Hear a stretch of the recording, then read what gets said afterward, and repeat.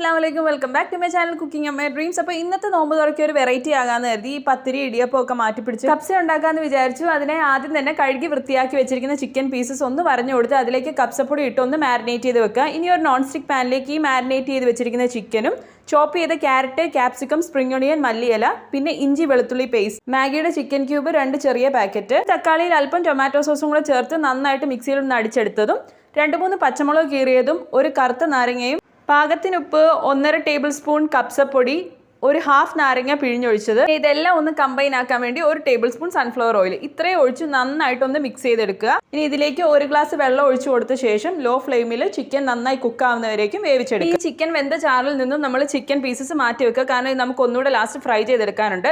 എന്നിട്ട് ഈ ചിക്കൻ്റെ ആ വെള്ളത്തിലേക്ക് നമ്മൾ ഒരു 1/4 മണിക്കൂർ കുതിർത്താൻ വെച്ചിരുന്ന സെല്ല ബസ്മതി അരിയും കൂടെ ഇട്ട് കൊടുക്കുന്നുണ്ട്. നിങ്ങൾ എടുക്കുന്ന ചിക്കൻ്റെ അളവനുസരിച്ചായിരിക്കും ചേർക്കുന്ന അരിയും. ഇതിലേക്ക് ഇനി പാകത്തിന് ചൂടുവെള്ളം ഒഴിച്ചു കൊടുത്ത് ഒരു ഹാഫ് ലെമണും പിഴിഞ്ഞു കൊടുത്ത് ആവശ്യത്തിന് ഉപ്പും ചേർത്ത് മൂടി വെച്ച് ചോറ് പാകമാകുന്നവരേക്കും വേവാനിടുക. ഈ ടൈമിൽ നിങ്ങൾക്ക് വേണമെങ്കിൽ അല്പം കൂടി ചിക്കൻ ക്യൂബ്സ് ചേർത്ത് കൊടുക്കാം. ഇനി ഈ ചിക്കൻ ഫ്രൈ ചെയ്യാൻ വേണ്ടി ഒരു പാത്രത്തിലേക്ക് 2 ടീസ്പൂൺ ചിക്കൻ ഫ്രൈ പൗഡർ, ഒരു നുള്ള് റെഡ് ഫുഡ് കളർ, പിന്നെ അല്പം ഓയിൽ ഇത്രയും കൂടെ ചേർത്ത് ചിക്കൻ പീസിൽ നന്നായിട്ട് മാരിനേറ്റ് ചെയ്ത ശേഷം ഒരു നോൺ സ്റ്റിക് പാനിൽ എണ്ണ ഒഴിച്ച് ഇതൊന്ന് ഫ്രൈ ചെയ്ത് എടുക്കുക. ഇനി ഇത് നമ്മൾ ചോറിൻ്റെ മുകളിലൊന്ന് പ്ലേസ് ചെയ്ത് കൊടുക്കുന്നുണ്ട്. 1 കപ്പ് അരിക്ക് 1.5 കപ്പ് വെള്ളം എന്നുള്ള കണക്കാണ് എടുത്തത്. അപ്പോൾ ചിക്കൻ വെന്ത ചാറും കൂടെ ചേർത്ത് വേണം നിങ്ങൾ ആ കണക്കെടുക്കാൻ. ഇനി ഇതിലേക്ക് കനലൊന്ന് വെച്ച് കൊടുക്കുന്നുണ്ട്. എന്നിട്ട് ഒന്ന് മൂടി വെച്ച് കഴിഞ്ഞ് കഴിയുമ്പോൾ നമുക്ക് നമ്മുടെ കപ്സയ്ക്ക് നല്ലൊരു സ്മോക്കി ഫ്ലേവർ കിട്ടും. ഇതിന് കോംബോ ആയിട്ട് ഒരു അടിപൊളി ചട്നിയും മയോണൈസും ആയിരുന്നു പ്രിപ്പയർ ചെയ്തത്. അപ്പോൾ വീഡിയോസ് ഇഷ്ടമാകുന്നുണ്ടെങ്കിൽ ചാനൽ ഒന്ന് മറക്കാതെ ലൈക്ക് ചെയ്ത് ഷെയർ ചെയ്ത് സബ്സ്ക്രൈബ് ചെയ്യുക. മാക്സിമം ഫ്രണ്ട്സുമായിട്ട് ഷെയർ ചെയ്യുക. റെസിപ്പി ട്രൈ ചെയ്ത് നോക്കി ഫീഡ്ബാക്ക് കമൻറ്റായി അറിയിക്കുക. See you again. Thank you for watching. അല്ലാഹ് ഹാഫിസ്.